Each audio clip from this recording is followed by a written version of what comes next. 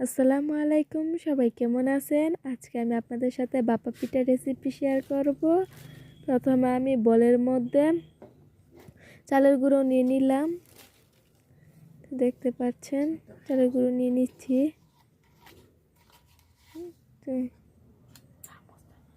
এখন তার মধ্যে কিছুটা লবণ দিয়ে দিব,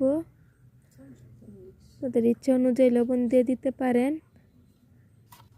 দেখেন, আর কিছু পরিমাণ লবণ দিয়ে নিলাম। এখন সবগুলো মিশিয়ে নিব। তো দেখতেই পাচ্ছেন, এবার মিশিয়ে নেবেন। এখন পরিমাণ মতো পানি দিয়ে দিবেন। এখন পানি দিয়ে মিশিয়ে নেবেন চালের গুঁড়োর সাথে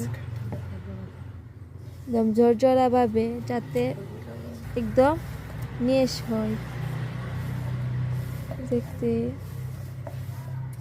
দেখেন, এভাবে করবেন। এখন একটা হাঁড়ি নিয়ে নিবেন, একদম ছোট ছোট ছিদ্র এরকম একটা হাঁড়ি নিয়ে নিবেন।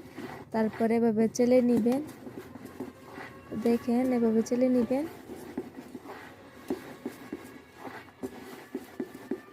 দেখতেছেন, এভাবে চেলে নিবেন যাতে একদম ছোট ছোট দানা দানা হয়ে থাকে। দেখতেই পারতেছেন কিভাবে করতেছি।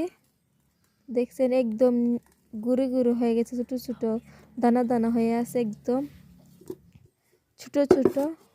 দেখতে পারতেছেন, করে নেবেন। তারপর আমি অফ ক্যামেরার মধ্যে ধনিয়া পাতা দিয়ে নিছি,